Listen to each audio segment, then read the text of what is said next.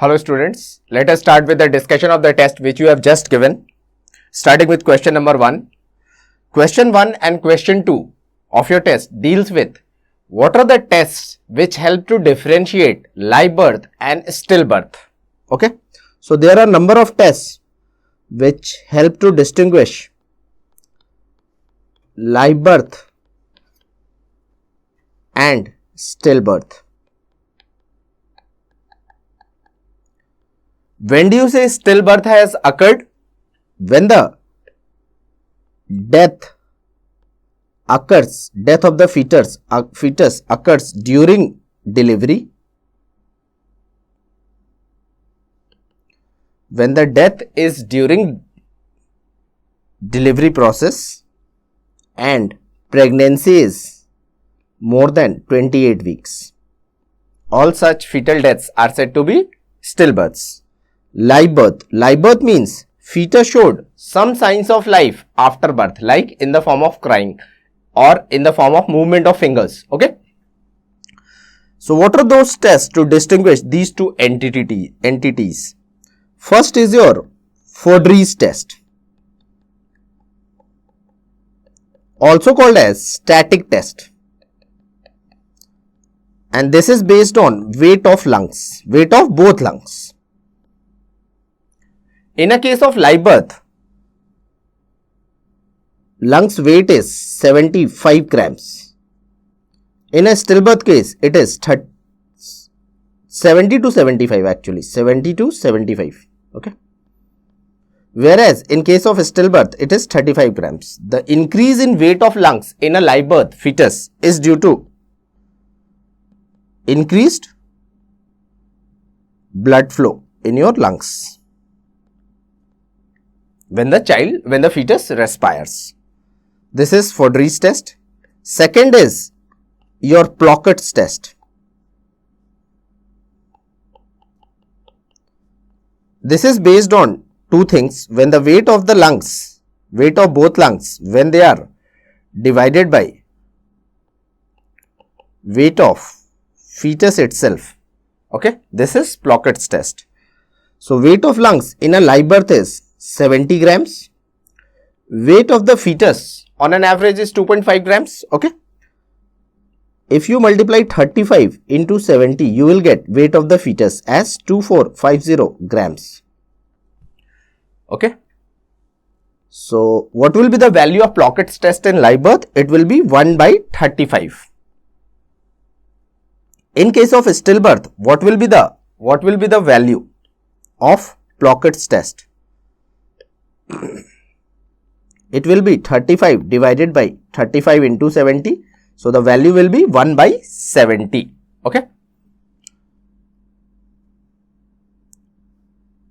Then your third test to distinguish between live birth and stillbirth is Raygatt's test, also called as flotation test, also called as hydrostatic test. Hydrostatic. What is Raygatt's flotation or hydrostatic test? What is the principle? Principle is specific gravity of lungs is taken into account. Specific gravity of water is 1. Anything which has a specific gravity more than 1 will sink in water, and anything which has a specific gravity less than 1 will float. Okay. So in case of live birth, the specific gravity of the lungs decreases less than 1. Okay. So the lungs will float. So specific gravity of lungs is less than 1 in case of live birth. It is more than 1 in case of stillbirth. So the lungs sink. Next test to distinguish live birth and stillbirth is your Redin's test. What is the principle of Redin's test? What we look for? We look for air in middle ear. In live birth cases, air will be present. it will be absent in stillbirth cases. Last test to distinguish between live birth and stillbirth is Breslau's second life test. Your question number 1. Breslau's second life test is also called as stomach bowel test. And what we look for here in this test is presence of air in stomach and your bowel, stomach and small intestine. It will be present in case of live birth, absent in case of stillbirth. So remember these 5 tests to distinguish between live birth and stillbirth cases. Okay.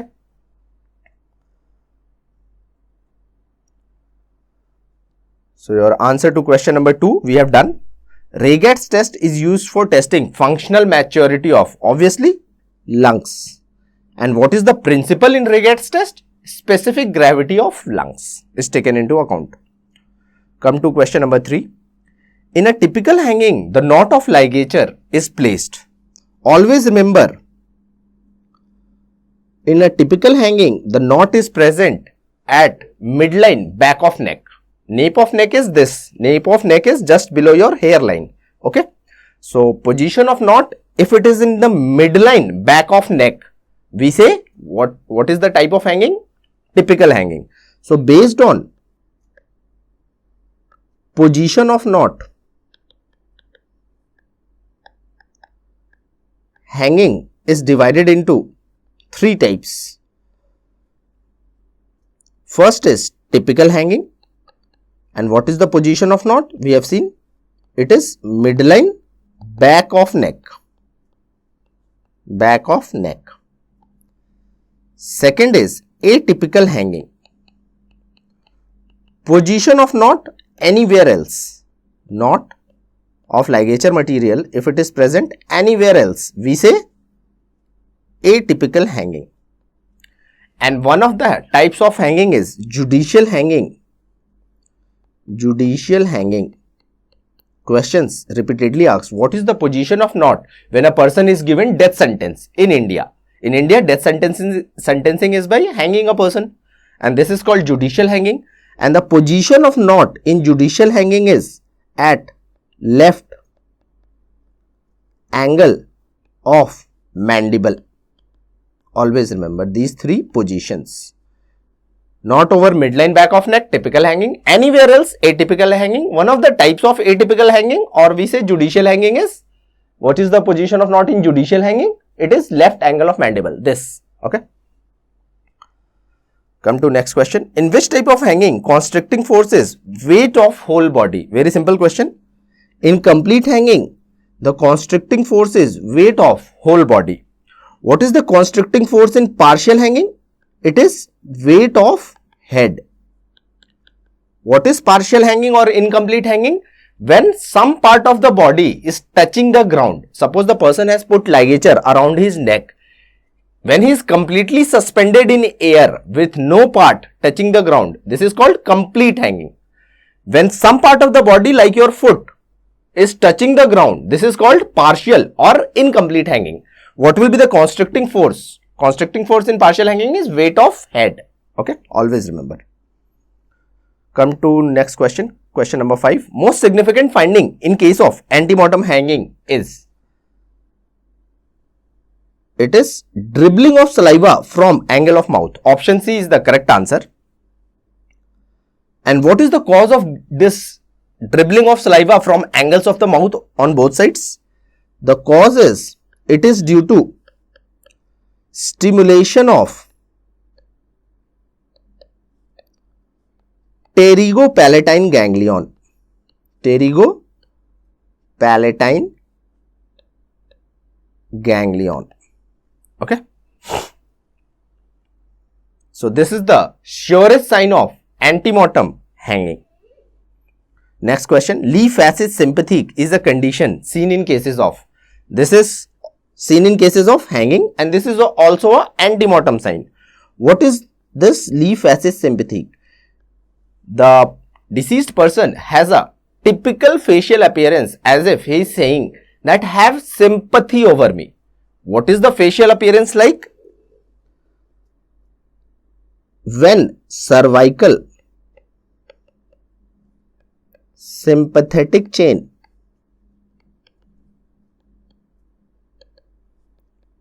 compression is there by the ligature material, whenever there is cervical sympathetic chain compression, what happens? What happens in that hanging case? Eyelids remain open with pupils dilated. This facial appearance, when eyelids remain open with pupils dilated, is called Lee facies sympathique. What is the cause? Cause is cervical sympathetic chain compression. Okay. So this is seen in cases of hanging. Next question. Constricting force required for obliterating carotid arteries in hanging is about 5 kg. So the best answer here will be option B, that is 4 kg. So let us see what are the, at what pressure which organs of your neck gets compressed. Minimum force is required for compression of internal jugular vein. For internal jugular vein, the compression force needed is 2 kgs. For internal carotid artery, the compression force needed is about 5 kg. For your larynx and trachea, the compression force needed is about 15 kg, and 20 to 30 kg pressure is needed for compression of vertebral artery. So this question is asked other way around also, like what is the most common structure damaged in case of hanging? Answer will be internal jugular vein, most common damage, because minimum pressure is needed.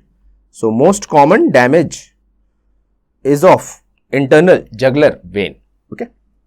Next question. Commonest cause of death in hanging is?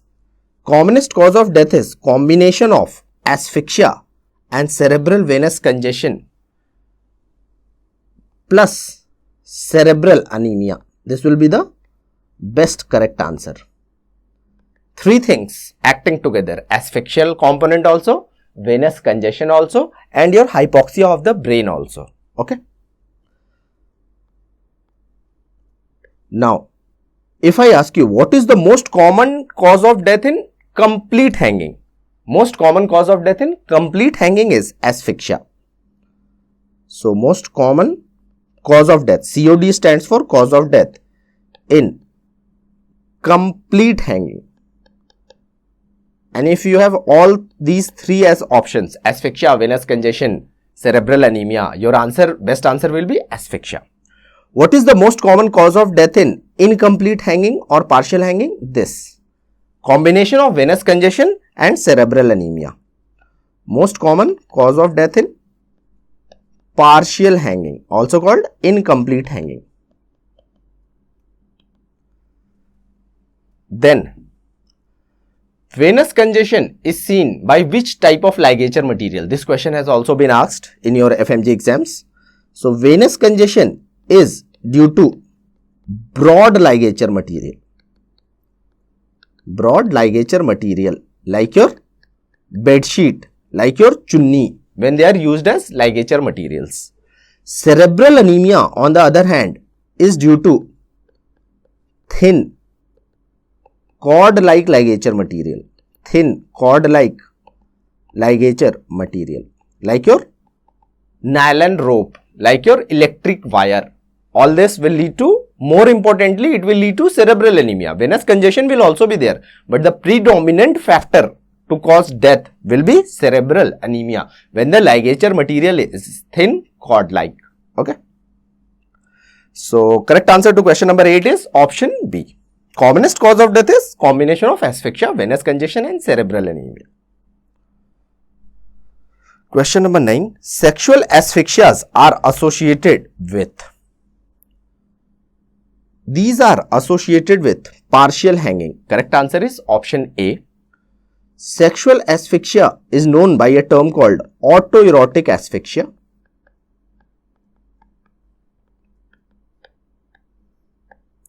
Autoerotic asphyxia is also called as Kurzweilism. It is also called hypoxiphilia.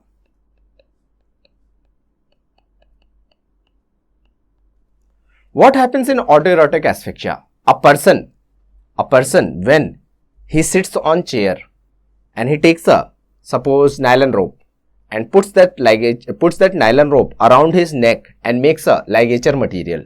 He ties one end of the nylon rope to the ceiling, okay, and then he sits on the chair. So when your part of the body is touching the ground, it will be partial hanging. So what is the cause of death seen in autoerotic asphyxial cases? Partial hanging. Now what is the purpose of putting the ligature around his neck? Okay, and then the person watches some pornographic material. Due to watching of pornographic material, due to putting of ligature around his neck, he will get a sympathetic arousal. So what is sexual asphyxia? A person sitting on the chair, watching some pornographic material in front of him, and then he puts a ligature material around his neck and he is watching the pornographic material. यहाँ पे cut करना है इसको, इस question को फिर से करेंगे, ऐसा नहीं है, एक ही चीज बार बार बोल रहा हूं.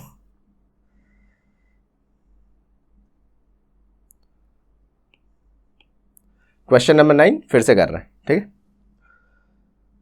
Okay, so let us now come to question number 9. Next question. Sexual asphyxia are commonly associated with. It is associated with partial hanging. Okay. Let us see all the questions related to this entity. This entity is called autoerotic asphyxia. It is also called as Kurzweilism, also called as hypoxiphilia.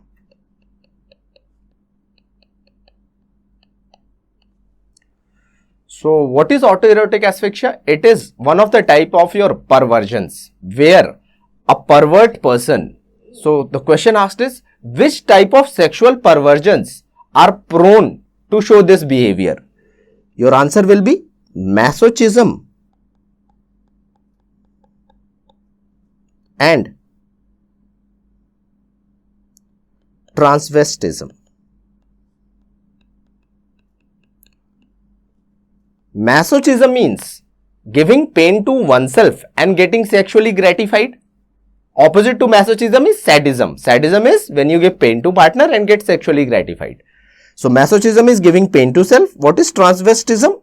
It is also called eonism, also called cross-dressing. Best example is a male wearing sari and getting sexually gratified. Transvestism is wearing clothes of opposite sex and getting sexually gratified. So these two people, they are prone to show which behavior? They are prone to show autoerotic behavior. What is autoerotic behavior? This masochist person, he will sit on the chair. He will put up pornographic material in front of his eyes and then he will take a ligature material, anything like an electric wire. He will take an electric wire, put that electric wire around his neck. He will tie one end to the ceiling, okay, and some part of the feet is touching the ground. So what will be the hanging called as? This will be called partial hanging, when some part of the body touches the ground. Now what is the purpose of putting ligature while watching pornographic material? Due to constriction of neck, what happens is there is sympathetic arousal feeling. So to get here that arousal feeling, these masochist and transvest people, what they do? They show this behavior, autoerotic behavior. What is the cause of death in autoerotic behavior? Because the person is sitting on the chair and some part is touching the ground, the cause of death will be partial hanging. Okay. So correct answer to question number 9 is partial hanging. Come to question number 10. Which type of hyoid fracture is seen commonly in hanging? Correct answer will be outward compression fracture. You all must be knowing, in case of fracture, the fracture name is given based on the movement of the distal fractured end. So if I draw your hyoid bone,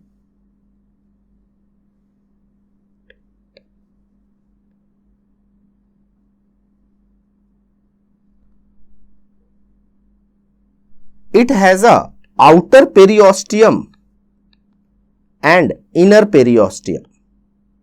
Outer and inner periosteum. So what happens in hanging cases?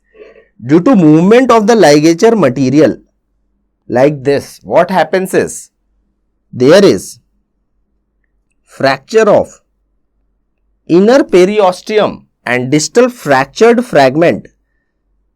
This fractured fragment, it will move outwards. Okay.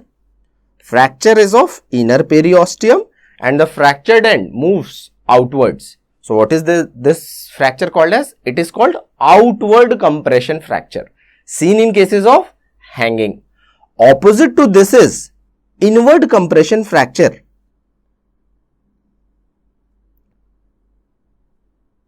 Seen in cases of throttling. What do we do in throttling? What a person does?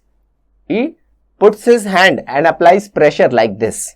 So it leads to fracture of outer periosteum and distal fractured end tend to move inwards. So fracture of hyoid in cases of throttling is called inward compression fracture. So option B is seen in cases of throttling.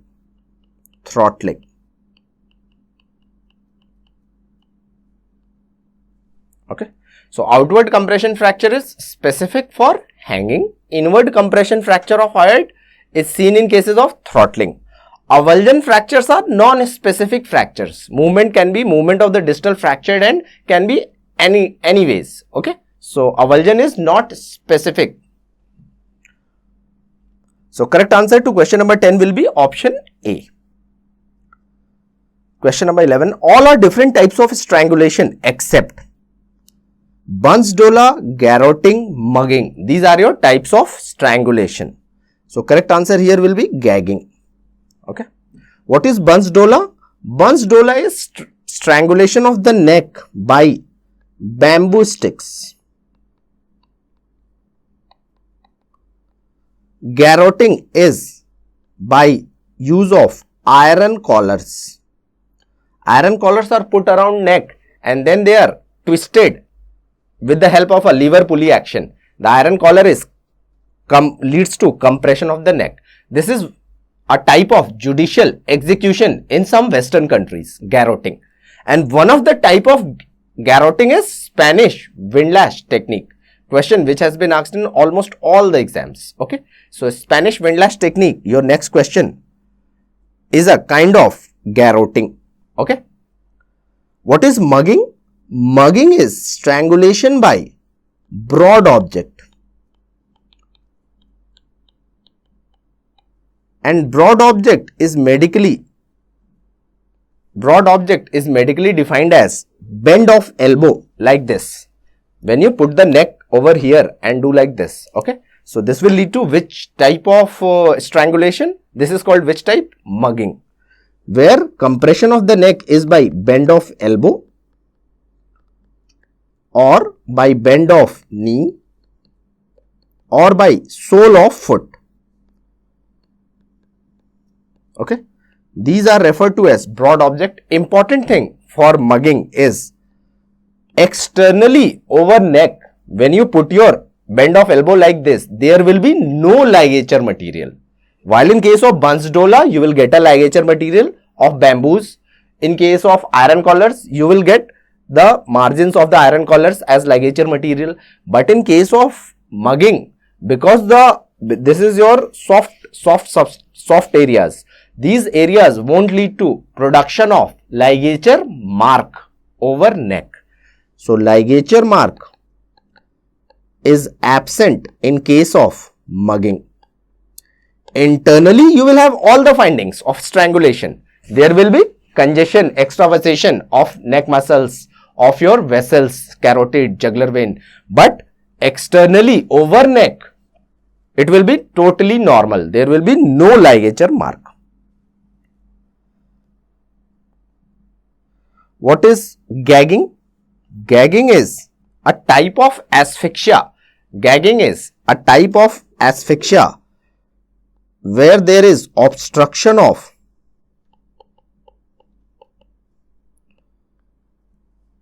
oronasopharynx.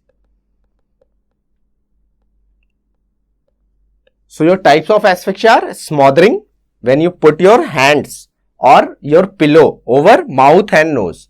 So smothering is obstruction of nose and mouth.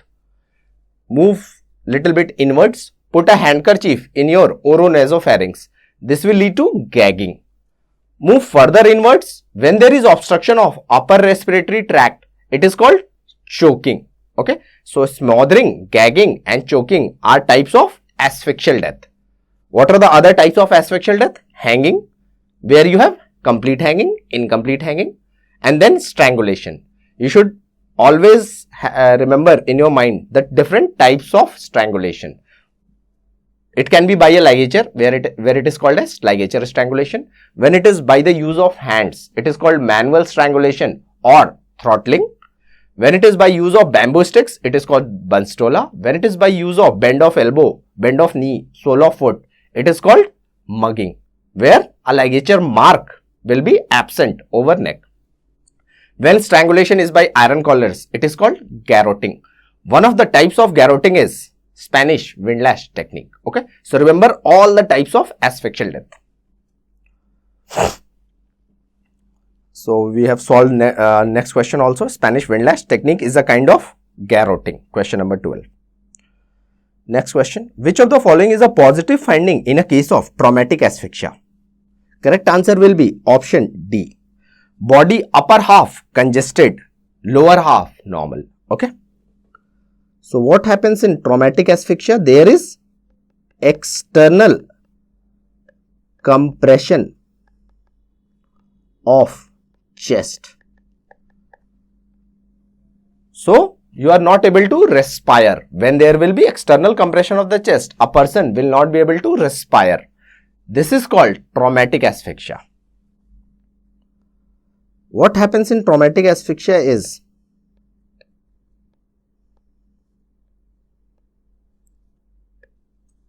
you will get a demarcation line. If your chest is compressed, this whole area of your of your chest, whole area will be congested and the lower half will remain normal. And this distinctive line is called demarcation line. So when you get a demarcation line, you should have in your mind, okay, this is a case of, this can be a case of traumatic asphyxia. Okay. And this congested appearance in a case of traumatic asphyxia is called as mask ecchymotic. So what is mask ecchymotic? It is nothing but congested appearance of upper half of the body. That means your head and face, neck and chest, where the level of compression has gone. The part below it will be normal. In between, you will get a demarcation line. So these are the findings in case of traumatic asphyxia. So correct answer to question number 13 is option D. Question number 14. Which of the following is a positive finding in case of smothering death? What is smothering? Smothering is external compression of nose and mouth. Okay, like this. When you do like this. So what will be the damage when you put pressure over your mouth? You can get abrasions and contusions over inner side of lips. So this is one of the important signs in case of smothering cases at autopsy. You can get abrasions or bruises on the inner side of lips. Okay. Next question. Question number 15. Cause of death in café coronary is, it is cardiac arrest due to vagal inhibition. An elderly alcoholic person sitting in a cafe, he is having chicken piece and alcohol. During consumption of that chicken piece, one of the chicken pieces gets stuck in his airways. So the question which is asked is, what is the cause of death? Initially, your mind says, okay, this can be a case of choking. What is choking? There is external there is obstruction of upper respiratory tract in cases of choking. But in cafe coronary syndrome, the cause of death is not choking. It is something else. It is cardiac arrest due to vagal stimulation. So, which branch of vagus is stimulated due to stuffing up of chicken piece? Recurrent laryngeal nerve. And this leads to cause of death. Okay. Another question which is asked is, who coined this term, cafe coronary? So, it was coined by, remember, Robert Hogan. Robert Hogan coined this term, cafe coronary. Cause of death is cardiac arrest due to vagal inhibition. Which branch of vagus? Recurrent laryngeal nerve. Next question. Is question number 16. Question is, dry drowning is. To solve this until question number 24, let us see this drowning topic. Very important topic for your FMG exams. First of all, what they ask is classification. Many questions come from classification of drowning.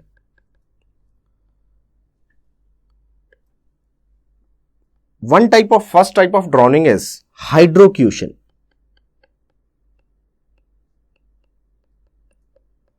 Also called as immersion syndrome.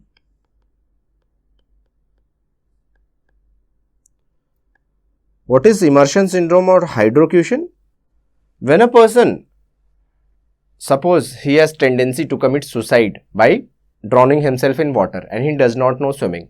The moment his body touches water, the epigastrium touches cold water, what happens is there is stimulation of your vagal nerve endings.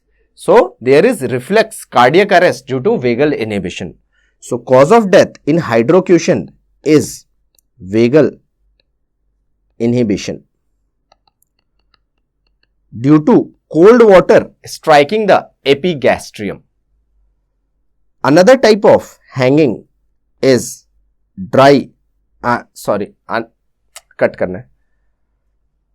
Another type of drowning is dry drowning.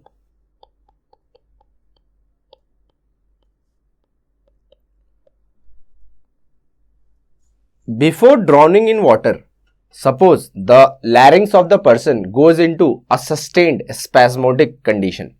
So, the person will die before drowning in water itself. So, all such cases are called cases of dry drowning. Question which is asked is, what is the cause of death in dry drowning? Answer will be sustained laryngospasm. Third type of drowning is your typical drowning or wet drowning. Wet drowning means water moves into your airways. It is also called typical drowning. What is atypical drowning? Atypical drowning is dry drowning.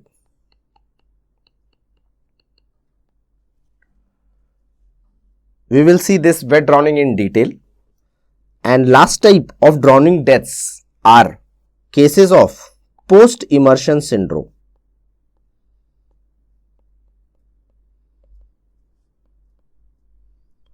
Which is also called as secondary drowning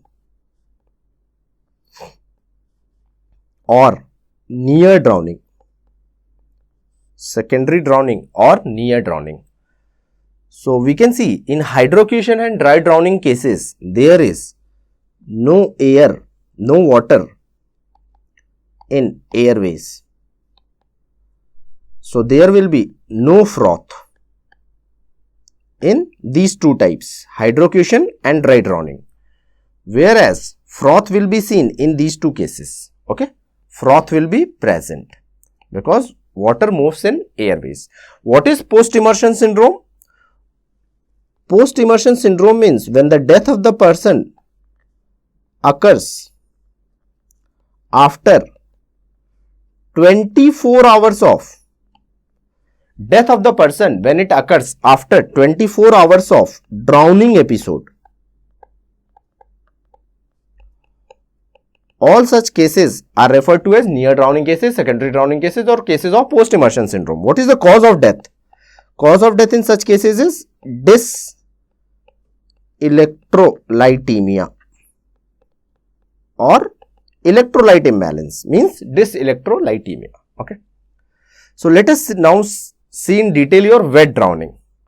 Wet drowning is of two types depending on the type of water. It can be fresh water or salt water.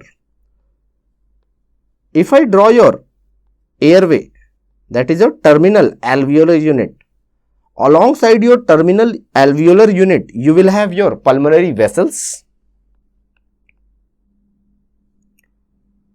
In your vessels, what is present is RBCs. What happens in fresh water? The person has consumed water in his terminal alveolar units. Now, these are your two compartments. One is your alveolar unit, second is RBCs present in your vessels. So, depending on osmotic gradient, there will be movement of water in these two compartments.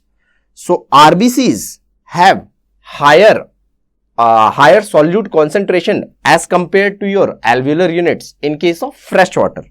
So, movement of water will be from alveolus to your RBCs.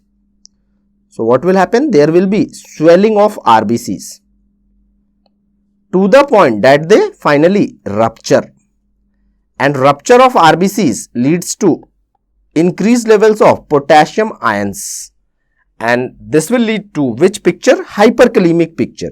And increased potassium ions, they will cause ventricular fibrillation of heart and the person will die, and death occurs in about 4 minutes. Compare this with salt water drowning. In salt water drowning, along with the water in the alveolus, sodium chloride is present. So, which compartment will have higher solute concentration? Your alveolus. So, now the movement of water will be from RBCs to your alveolus.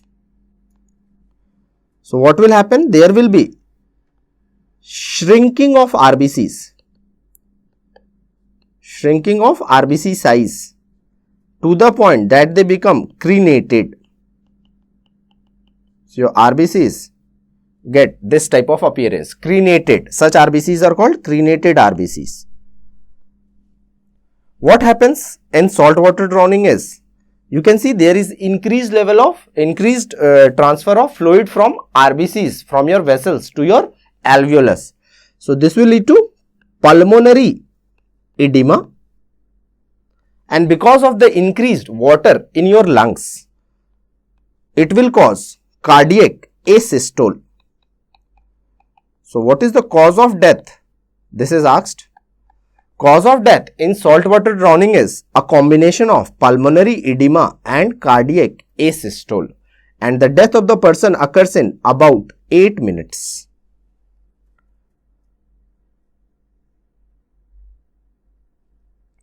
So, which is more dangerous, fresh water or salt water? Answer will be fresh water because of ventricular fibrillation. It is quick as compared to pulmonary edema and cardiac asystole seen in salt water drowning. Now, another thing which is important is about Gettler's test. There is a test called Gettler's test. What occurs in freshwater drowning? There is hemodilution, movement of water in RBCs means hemodilution. What occurs in saltwater drowning? Hemoconcentration, because water is moving away from RBCs. So, Gettler devised a test. He said, whenever the amount of chloride ions, difference of chloride ion concentration between two sides of heart, left and right side of the heart, Gettler said, when the difference of chloride ion concentration between two sides of heart, that is your left side and right side, when it is more than 25 milligram percentage, this case will be referred to as a case of drowning. So, diagnosis of drowning deaths can be made on the basis of Gettler's test. What we look for in Gettler's test? The amount of chloride ions in left and right side, And if their difference is more than 25 milligram percentage, we say Gettler's test is positive. That means we refer this is a case of drowning. Okay. So what will happen in a case of freshwater drowning? Will the chloride ions increase or decrease? Chloride ion concentration will decrease.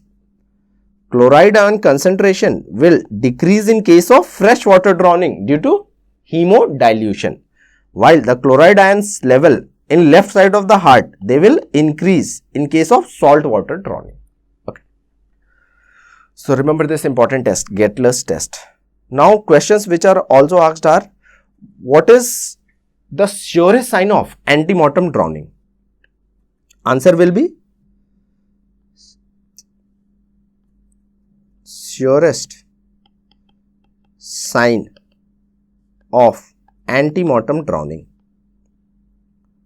will be presence of grass and weed in clenched fist due to cadaveric spasm. What is cadaveric spasm? Sometimes due to excitement or fear at the time of death, what happens is a person consumes ATPs in one group of muscles. Like in case of drowning, when the person tries to save himself during that drowning episode, he moves his hands quickly. So what he will do? He will consume ATPs of these group of muscles at the time of death. So these muscles will go into a phase of contraction, and this is not rigor mortis. This is called cadaveric spasm because it occurs at the time of death. What is rigor mortis? Rigor mortis is contraction of the muscles of the body after 1 to 2 hours of death. Okay, that is different thing. What is cadaveric spasm? It is seen in one group of muscles due to consumption of ATPs at the time of death due to excitement or fear. Okay. So what a person will do when he is drowning in water? He has consumed his ATP muscles of suppose hand. So now when his hands are going into a contractile state, whatever will be present in water like your grass and weed, he will catch hold of those things in his clenched fist, and this becomes the surest sign of antemortem drowning. Okay. Another important thing, what do you mean by Pultoff's hemorrhage? Pultoff's hemorrhage are suggestive of antemortem drowning. These are small sized hemorrhages of lungs. Question which is asked is, where in lungs? Location is subpleural. And which lobes? So most common involvement is of lower lobes. So what are Pultoff's hemorrhage? They are a specific type of small sized hemorrhages seen in subpleural location, most commonly seen in lower lobes. So this will be a diagnostic thing for antemortem drowning. Okay, let us see next question. Which of the following is not a feature of seawater drowning? Hemodilution is a feature of freshwater drowning. So this will be the correct answer. Option B is the correct answer. Pultoff's hemorrhage occurs at, next question, subpleural region. What is the most common lobe involvement? Lower lobes. Question number 19. Gettler's test is based on steady level of blood in heart chambers of which ion? We have seen Gettler's test. Answer will be chloride ions. Next question. Diatoms test help in diagnosis of? Correct answer will be drowning. What are diatoms? Diatoms are unicellular single-celled algae with silica coating. And silica coating of diatoms is called as frustule. Question of your different exams. This was asked in DNB exams. What is frustule? Answer was silica coating of diatoms. So diatoms are unicellular algae with silica coating called as frustules. These diatoms are microscopic, micron size, okay, less than 60 micron in size. So they move along with the water to your pulmonary vessels. From the pulmonary veins, they will reach your left side of the heart, and from there they are circulated to whole body. Okay. So question which is asked is whether it is antemortem phenomena or postmortem phenomena. Obviously antemortem. When the person is alive at the time of death, suppose he is consuming water and he has consumed diatoms in his airways. When he will, before his death, what will happen? These diatoms will move into circulation. When a person is already dead and he is thrown into water, will the diatoms go into the vessels and travel to whole part of your body? No. So this is a antemortem phenomena, presence of diatoms in airways and in your body parts. Question which is asked is, what is the best sample to preserve? Best sample preserved to look for diatom analysis. Answer will be, best is you preserve intact lungs plus airways, and these diatoms have a tendency, finally they lodge in bone marrow of almost all bones, but mainly which bone? Femur.